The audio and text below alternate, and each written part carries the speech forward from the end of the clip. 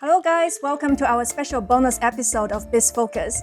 This time our colleagues Jingyi and Lincoln went all the way to a small village in Hebei, Henan province to find out the story of Xiao Fang, a young village chief born in 1997.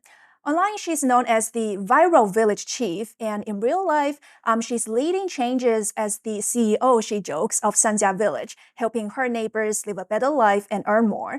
So joining us today are our colleagues Lincoln and Jingyi. Could you guys briefly introduce yourself to our audience? Hi, I'm Jingyi from CGTN Biz team.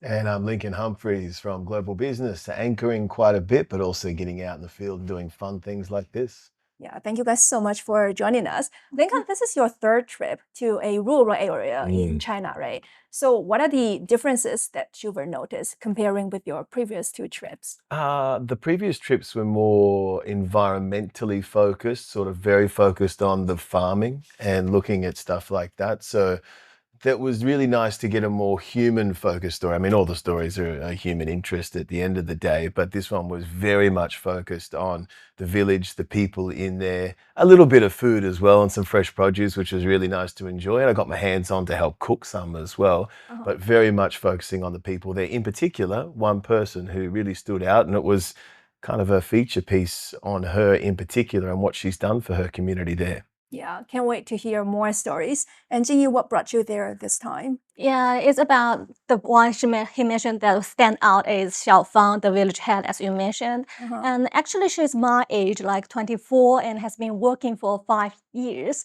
And I was really amazed by her because, we are CGTN reporter, and CGTN has the slogan like "See the difference."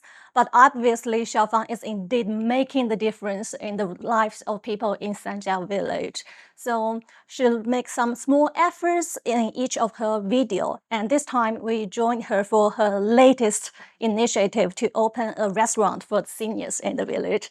And it's really a fun experience. Yeah, that's pretty cool. And also Xiao Fang is joining us online, right? Hi, Xiao Fang. Hi, Xiao Fang, yo, Xiao Fang. Long time no see. Oh, wait. We haven't actually met yet. You're welcome to Sanjia village. We're curious. How does a village chief begin their day? What's a day in the life like? Well, yesterday morning, we went to the village committee office. We're planning to take villagers to Qingdao soon, so we consolidated a list and checked on everyone's health conditions. In the afternoon, we had home visits.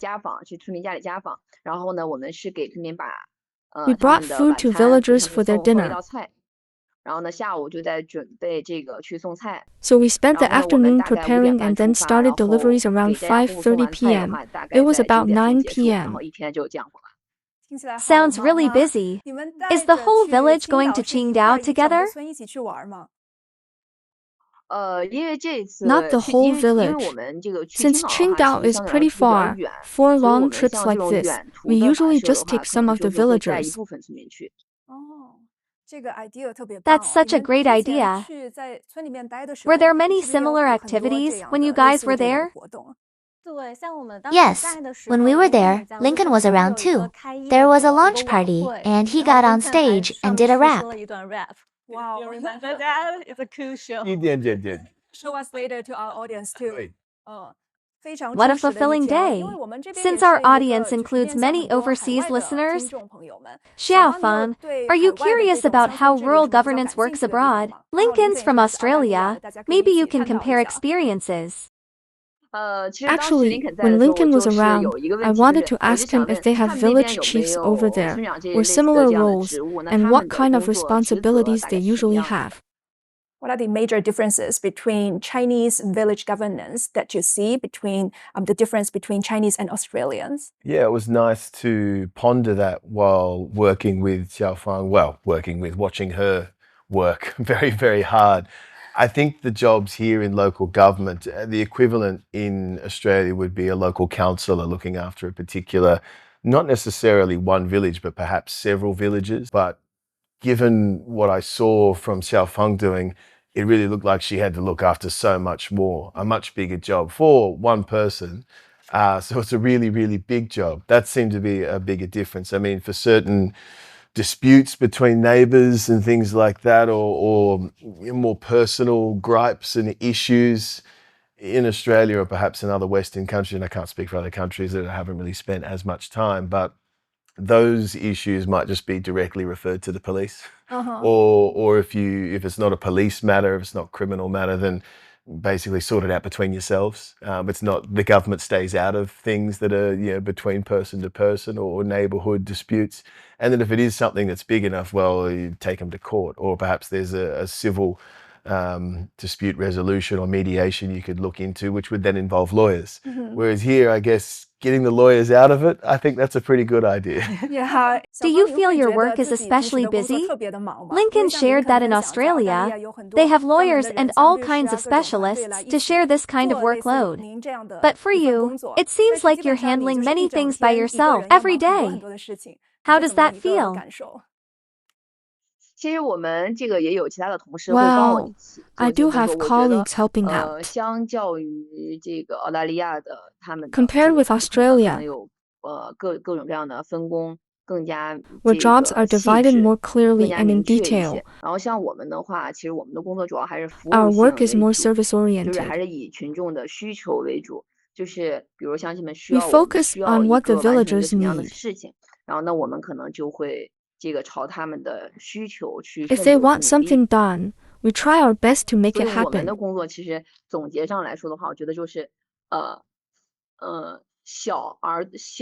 So overall, the work is made up of many small tasks, but each one has its own meaning and value.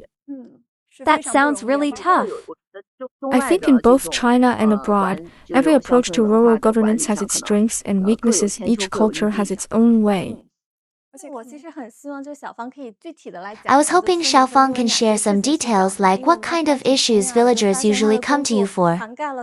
We were surprised to see how many aspects of daily life they rely on you for. Yes, even just now when you joined us live, I heard villagers asking you questions in the background. What do they usually need your help with? All sorts of things, like if their phone has no sound, or the text is too small to read, or if their dog goes missing. Sometimes they ask me to call their son, or check what certificates they need, like senior citizen certifications, or other paperwork. That really shows how much they trust you. It's like the help of a family member. Thank you so much for joining us today. We won't take more of your time. You're so busy. We're really glad to have you on our podcast, and we wish you all the best in your work. You guys are always welcome in Sanjia village. Yes, next time we'll come together to Sanjia village. Thanks. Bye, friend. And how many days have you guys spent in Sanjia village? What experiences really stood out? It was a whole week. It was really nice to spend that amount of time there, because you get to go day to day seeing the same people and go from being very much a stranger, Lao Wai, walking around. Why did they call you Lao Wai? Yeah, I think you got called lots of different things. I think it was Wai Guoren and Lao Wai, but then becomes Pengyo very, very quickly. I got to play some basketball. That was really good fun. Obviously, that's something that the funding that Xiao Fang has managed to garner and provide has established there was a couple of basketball courts, which was really fun. I enjoyed my Dailanqiu. I got to play with some of the kids and some of the bigger kids as well, and that was a really good experience to get in there and get involved, as well as teaching there at their little school hall as well. Got to watch a movie, eating lots of fruits as well, and cooking at the community kitchen as well was really, really fun for me. I like my food. I enjoy my fresh produce, and to see how the jiaozi, how the dumpling is made, especially on that scale. We made like 2,000 for more than 100 people, and seeing how a little community kitchen with, I think, 10 people getting around. Maybe I just got in the way. I was trying to help a little bit more, but I think that was really, really special to be involved with that sort of community project, to cook for that many people and then to enjoy it as well all together. Yeah, and also it's not that easy to build so many basketball courts in a village. No. Normally, it's just one village has one basketball court is already good enough. So it must be pretty hard for Xiao Fang to build those projects. And also, are those restaurants all for free? Yeah, it was something that's provided by the local government there. I think when you're cooking at scale like that, obviously buying in bulk, I saw in the storage rooms having so much flour and oil. Actually saw a lot of the fresh flour every day. it looked pretty fresh to me, how it was running a massive big bowl there of the pre-proved flour ready to go. And also saw the sesame being dried in the street, and we got to see an older chap who was shaking out the sesame plants to get the seeds. Some of that that goes to the oil, and we use some of the oil in the jiaozi. Very, very tasty, very fresh. Yeah, and also the cook, are those all volunteers from the village? Yeah, all volunteering their time. Wow. Really good Do they community. have a daily shift? It's like, today is your turn to do the cooking and the other days for the others? I mean, only being there a week and seeing the process go through, I think it was the same people each time with different helping coming through for the cooking. I think they seem a little bit protective of their stations in the kitchens, and these people had the expertise. And I saw, I didn't quite understand the Chinese in full, but a few disputes or arguments over the seasoning and what should be put into the jiaozi. So I think the roles might be contested a little bit, but they did a good job. Oh, that's pretty cool. They take the initiative to come to the kitchen. And because the dinner begins at 7 and at 2 p.m., you can see that people gathered around the kitchen. And you can expect who will come today, but there definitely will have a dozen people there. Yeah, what's like the average age of those villagers in the village? I mean, obviously losing a lot of younger or working age people to go away to the bigger cities for jobs, that's natural. That happens everywhere as well. But there was, I think, a lot of young kids, school age, and then there's quite the massive gap, and then a lot of people over 60 and 70. I think there was something more than half, like or 60, 70% of the village is over 70, something like that. So very much an older demographic. But then also lots of kids coming around as well, which is a good balance. That's because many younger people are going to those bigger cities to do works and to earn some money back, and then their children it's like called the left behind children. I guess they're not left behind children. They just come back for the summer vacation, and they will go to study in big cities? In city center of Hebei city. Oh, that's pretty cool. Then they can normally only elderly residents in the village. I see. So maybe that's why maybe some of them may feel lonely if they just eat at home. So it's quite joyful to eat together. So have you talked to any locals there? What experiences or what stories that really touched you? Speaking to as best I could with my limited Chinese around the cooking in the kitchen, and speaking, especially so many generous people as well, giving us gifts of fruit and showing us around their homes and in quite humble abodes, but how the village has changed in the last 5 years under the tutelage and I guess the generosity and the hard work of Xiao Fang. I mean, it was difficult to understand or to picture what the village would have been like before and to how it was now. And some aesthetic changes, I suppose. There's now the Rainbow Village, the murals is really quite striking and really fun to go around. It didn't feel like any other village or any other part of China I've been in before. But also the more practical things as well. We had a young fellow showed us where roads used to be not paved.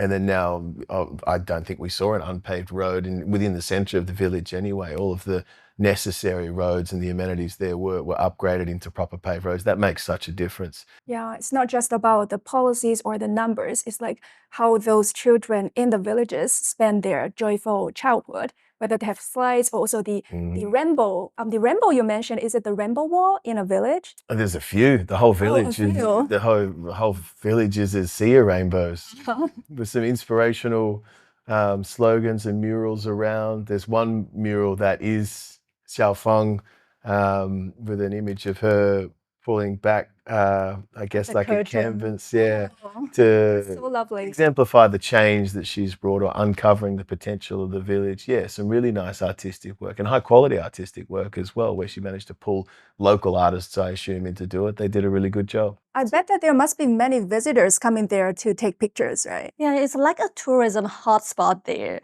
because of this. And I guess Sanjiachun firstly become famous like nationwide is because of the rainbow walls there. Yeah. And have you also talked to some local people there? For this part, I think what struck me most is what Xiao Fang shared me about her slide dream. Yeah, because we see that slides are not a necessity in a rural area. And she told me that once she went to the city center and see that kids are playing on the slides and the sun shines down on them, and she felt it's a beautiful scene. But when she came back to the village the next day, and all she can saw was the bare concrete, and the stark contrast hit her very much, and he do feel the gap between rural and urban cities is really a real thing to her. So she want to have a slide for the kids in the countryside. But it only costs about 10,000 yuan, is like 1,400 US dollars. But it took her 2 years to make it a reality. And also she will face some attacks from netizens, because people will say like, why don't you spend the money to help the bachelors in the village to find a wife? So, but finally she make it, and the kids are really enjoy the equipment. So I think it's very simple but beautiful vision, and she tried to narrow the gap between city and rural areas in China by little steps. Yeah. Like happiness may be very simple for children in bigger cities, but for some in rural areas, it may be like real gifts. And to bridging that gap starts from these very small and very simple things, but it's still very difficult to really to build these projects and to these facilities, not just about numbers and policies again, just to help them Some to nation needs of the villages. to live a also for those that do not understand her, did she talk to those villagers, like why she needs to build this? I think she let the outcome tells, because the kids are really enjoy Happy, the right? equipment, and also there are elderly people there to swing together. It's a kids scene there, so I think everyone enjoy that a lot. But yes, she indeed faced some like criticism or some challenges from whether from villagers or from online netizens, and that's the reason why she told us that she got crushed when she took this job and almost cried every day at the very beginning, because she took the job at a very young age. But the people in the village, they are also very old. So you have to use your outcome to prove that you are doing the right things to let them follow you. Did she share with you guys why did she choose that job instead of working in big cities? Well, initially she said that it looked like a cool job, looked like a fun job, and that was an easy job was something that she also said. So cool, fun, and easy, and that was, she said, at the start of her term, and then now she's towards the end of it. And I was like, how does she feel about it now? She still feels like it's a cool and a fun job, but she said it's definitely not easy. She ran us through all the different challenges she faced, and I think a cultural interesting point that I've realized so much in Chinese culture, there's a very great elder respect, and that exists in a lot of cultures, but it's very, very strong in China. And I think for someone so young to take a position of authority and to govern primarily older people, and to have to tell people that this is going to work, this is what we're going to do, and have to bring them on side would have been a really difficult thing to do, especially when there's pushback on certain things, people saying that, why are you spending money on a slide or a basketball court? We need other things. But like I said, she did manage to provide the other things that are more practical, like paved roads, running water, other utilities, and getting that upgraded as well. Yeah, to help broaden those villages' horizon too. Like she's shared to travel or to see the world, to see the bigger world outside.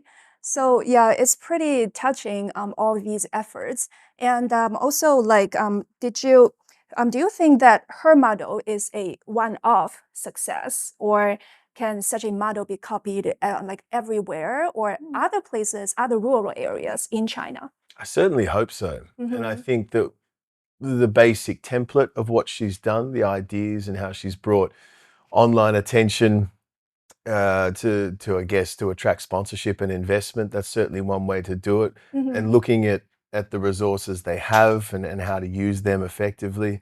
What works in Sanjiaotun might not work exactly in other parts of China. Other parts of China will have other different and greater strengths and perhaps weaknesses that you can adapt the template for.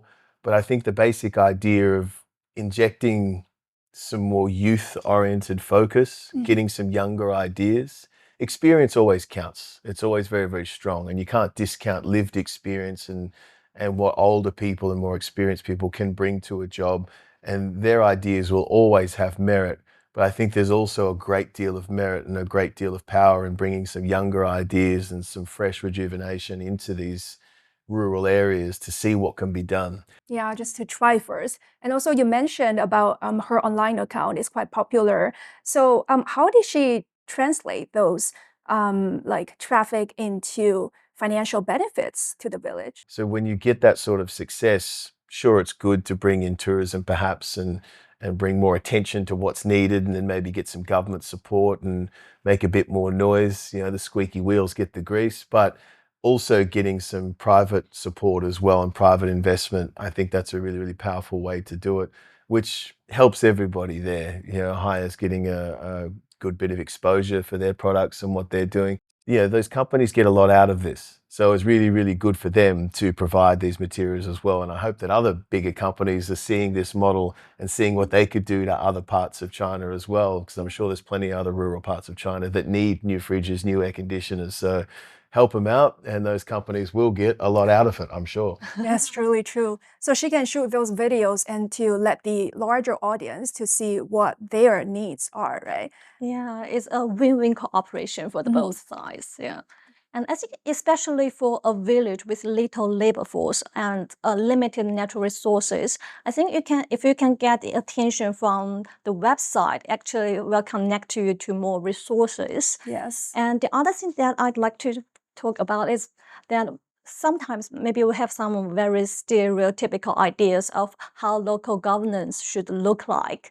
But I think what Xiao Fang touches me most is she can spot the niche needs, the diversified needs from the local villages, like the slides, like the cinema, like the basketball courts, the ones that can indeed enhance their happiness to live as a community. So I think that's the really human-centered but small but meaningful acts by her. Yeah.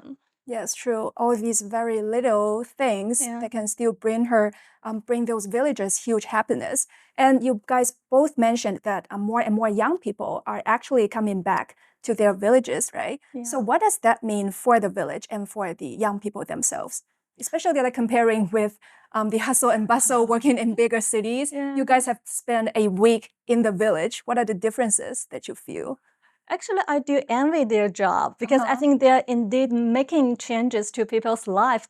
I think they should be very proud of themselves. Yes. And this time we also met a girl who just graduated from the normal university in Henan province, and she majored in English. And our last day there coincided with the very first session of their public service school. And she teaches there. You know, she dreamed to become a teacher at first. Then she became a teacher at village, and her role was called rural revitalization coordinator. It helped to revitalize our rural areas. But for her, I think it's a chance for her to like solve the employment problem and find another way to realize her dreams. So I think for young people, actually this gave them more options beyond just big cities. They can really make some changes and to have some meaningful experience in the rural areas. And also for the village, you know, young people come in, they bring fresh ideas and new industries and new things to experience. Because we meet a local official who is like at the age of 50s or 60s, and he said like because of Xiao Fang, he got very first bite of durian in her life. And also for the villagers at the age of 70, they got the chance to really step out of the village in the first time of their life to Beijing. Yeah, so to see the bigger world. Yeah, to see a bigger world. And I think these are the very fresh ideas from the young men. Yeah, and also you mentioned about she, the teacher there, is working as a rural revitalization coordinator. So what are the key differences? What kinds of things did she do there that really changed the lives of those villagers to help them? as we can see from the title, her role is to revitalize the village. She has been there for only a month, and Xiao Fang really made good use of her talents because she majored in English. Yeah. And Xiao Fang said, why don't you have an English tutoring class for the kids in the village? So I think this is the very first thing she started with to revitalize the village. Yeah, that's pretty cool. Yeah, small things every time. Did you join their English classes? Oh, yeah, absolutely. Education is the key. My mother actually is a kindergarten to year 3 teacher specialist back where I grew up in a small town as well. So that was really, really special to be able to teach a class myself. And in my expertise, I mean, I should be able to teach them English, right? That's something that I could definitely do. Yeah. And it is very rewarding to be able to teach little kids. You get that feedback immediately, and some very, very smart kids in the class as well. I was quite impressed for how young they were and how good their English was and how insightful their questions were when I gave them the chance to... Insightful, for example? Who were asking me about Australia. Very, very curious. I guess it is such a world away, and the perceptions that perhaps all Chinese have, not just kids, about how the outside world is, or the Western world. Australia is quite different to even the rest of the Western world. It's very different to Europe. It's very different to North America. And I suppose culturally, their assumptions they might have about a Western person were quite different from what I can offer about upbringing in Australia. And again, growing up from a small town where I was, not exactly similar to a small town in China, but the lack of amenities, the lack of resources compared to the city is a problem we experience as well. And education is the key. And giving people exposure to that outside bigger world is also the key. If you can't see it, you can't believe it. Giving people ideas and inspiration of what they can be, what they can do with learning their English, I think is really, really important. So I tried to impart that on the kids about how learning English can open up not just the rest of your world outside into the rest of China, but into the rest of the globe, what you could potentially do in a bigger town, a bigger city, in a different country. It's really nice to see that those kids can have those ideas even from a very small part of China. Yeah. How old is the kid that asked you such an insightful question? There was a mix of ages. I think from the youngest might have been like 6 or 7 up to some early teens. And they all had some very, very good questions. And yeah, it must English be was quite good. Thanks to Xiao Fang's efforts that they can understand so many complicated things at such a young age to really see a larger world. And also, if you guys had to share one takeaway from your experiences about how to better boost the rural development in China, what would that be? Education is the key. The reason why I'm in Beijing and coming out of a small town in Australia is because I got a good education, because my mother as a teacher knew the value of education, and that's opened up a whole world to me. So I think for these kids in these towns, you've got to get the education, spend your time on that. It's a line from Lincoln Stand Up, like from little things, big changes grow. Yeah, because I guess previously I have very fixed ideas of local governance look like pave roads, boost income, increase agriculture output. But when I got there, I realized that what they really need is like human-centered and some little actions that can really enhance their happiness, like the slides, the basketball court, the cinema, and the chance to look the outside world. So I think these are the really meaningful but indeed a life-changing moments for them. Yeah, and especially for the restaurant, because that's the very big part of our story this time.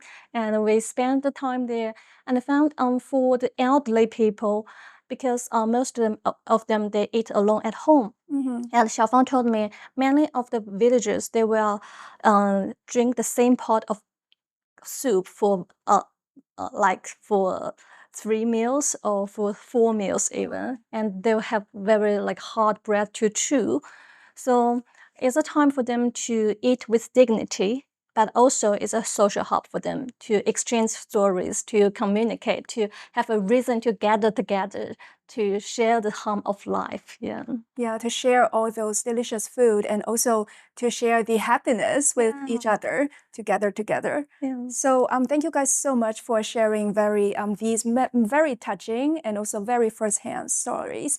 We through all these stories, we feel like China's rural development is not just about policies or numbers. It's about all these little but very crucial changes that are making the difference. Xiao Fang's story shows us that the rural development answer written by a new generation is with a creativity, clarity, and also, of course, hard work. So maybe her model cannot be copied anywhere else in China or around the world. But the rural development in China is a land full of opportunities. So can't wait to hear more stories from other rural areas in China. So with that, we wrap up our roundtable today. Thank you guys so much for joining us again. See you guys next time. Bye-bye.